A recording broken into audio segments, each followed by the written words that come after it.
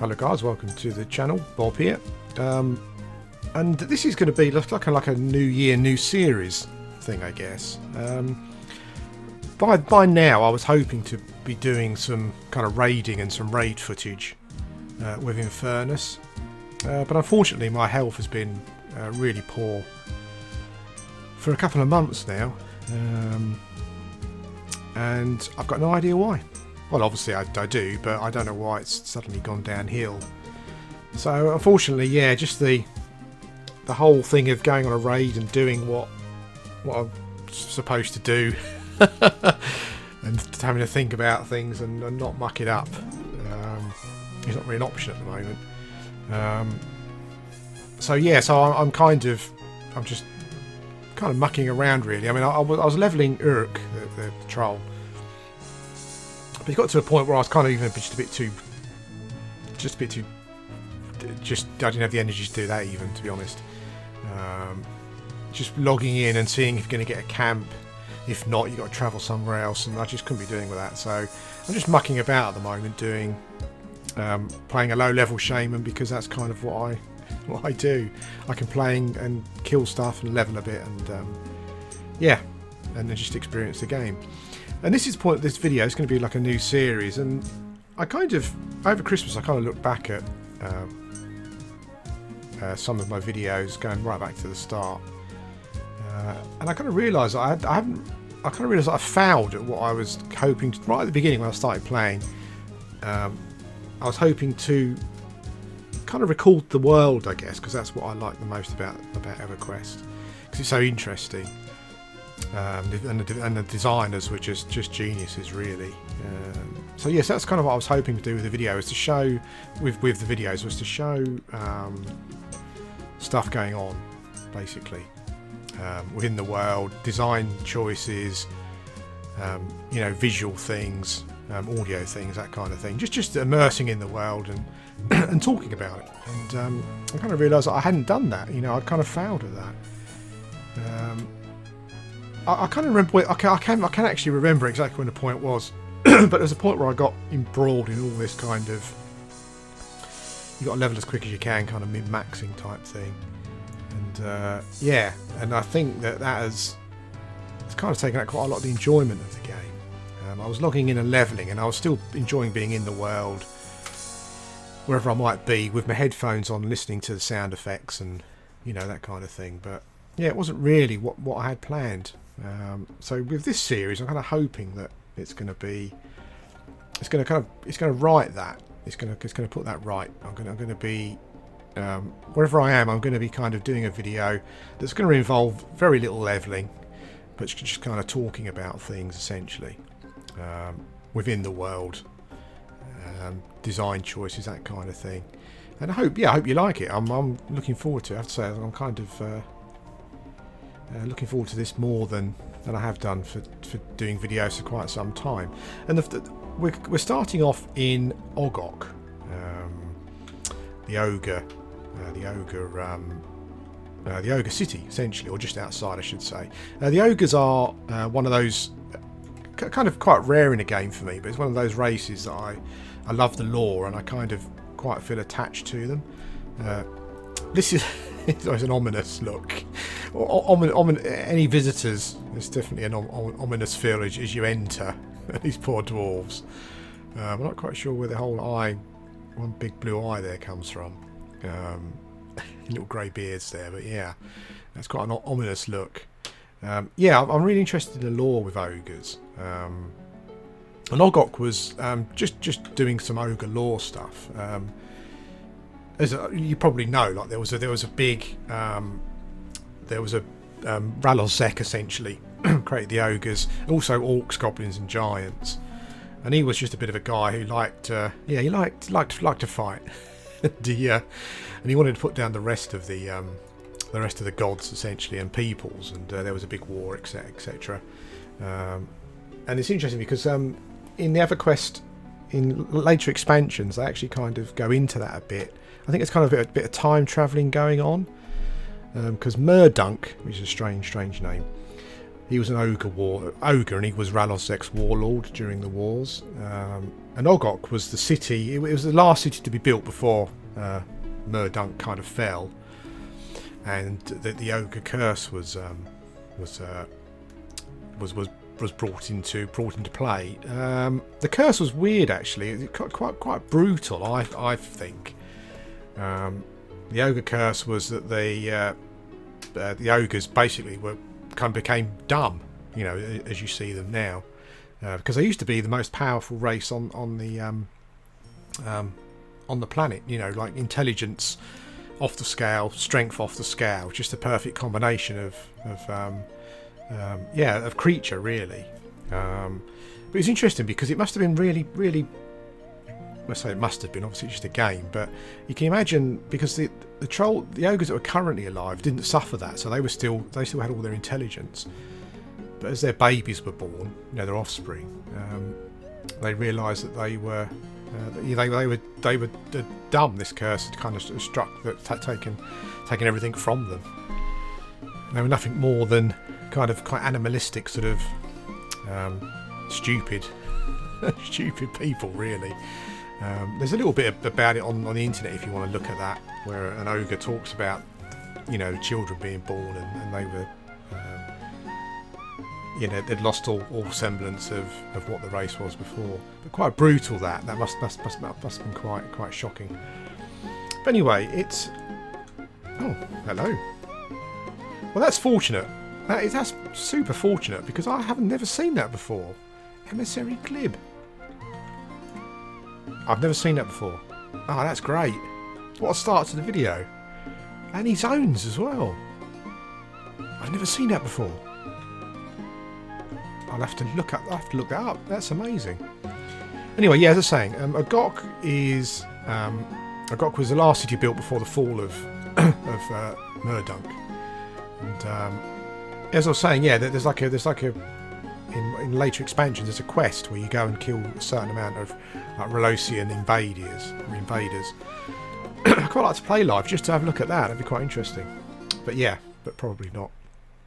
Anyway, Ogre, yeah, it's weird. It's because it's a city of contradictions. If you kind of look at, I just want to point out that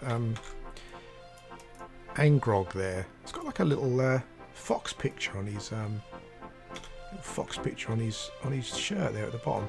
I guess that's actually it's a fox fur that he's wearing. Look at that. That's awesome.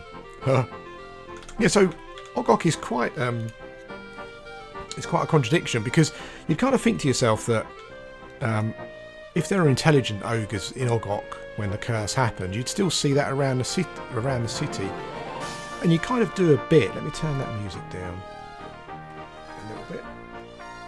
There we go. And you kind of do, as I said, it's quite contradictory. So a lot of the buildings are kind of like this, really. It's very much Flintstones kind of styly, just great big massive slabs of rock with holes cut in them, essentially. But you come around a corner and of course you've got this tower, which is a bit more shaped, feels a bit more sophisticated, as it were. So I wonder if this was part of maybe the ogres in their stupidity and ignorance eventually just chucked out all the nice stuff mostly. Yeah, but this tower is kind of a bit more sophisticated in the way it's built, I think. So yeah, I wonder if that's what's happened. There's still some remnants left behind, but the ogres in their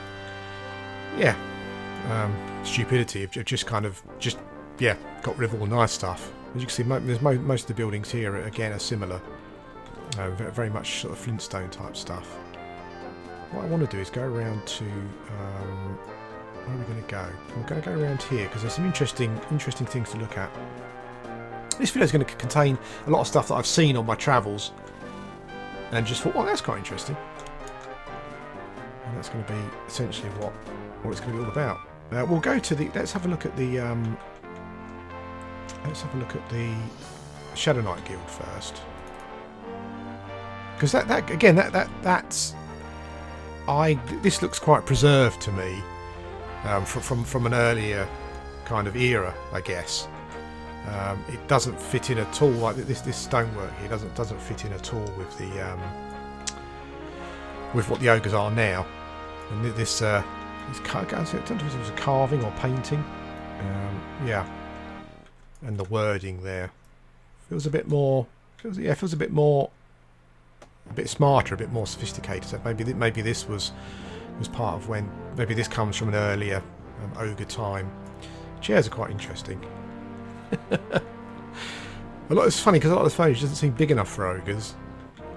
I guess it would probably be alright sitting on there. I'm not sure. Anyway, yeah, definitely from an earlier period, I would say. Someone's killing the guards by the looks of it. Let's have a look around here. I think I want to go. Yes, I like the. It's got the some of the spelling's quite weird, like metal armour. In kind of ogre speak, I'm not sure if that's actually how I would spell it myself. Same here, leather armour. It's spelled incorrectly, but I don't know if that's how you would probably maybe spell it as an ogre. What I like about is it the metal armour? Yeah, let's go into metal armour. What I like about it is he's got these. I guess these are should really obviously be not 3D. Particularly, they're just sort of flat polygons. But I guess that should these are helmets and things. What I quite like is that the armour here. That's good. I don't know if the armour is still supposed to have the torsos in, but that's quite interesting. Well, it doesn't look like ogre armour because none of that is going to fit Zarg here. But I like it. That's good. I'm not sure if they've just ripped the limbs off of a body in armour and just kept the armour. I'm not sure. But it doesn't necessarily. It certainly doesn't seem as though it should be ogre armour. It's quite an interesting. Helm there, I guess. It's got a strange nose section. The helmet on the left, and then up here, it looks like these are little. Almost look like babies, don't they? These images here. Very odd. We're going to go round to the. Is this the right way? No. We're going to go around to the alchemy room, alchemy area. Always like this. That's really cool.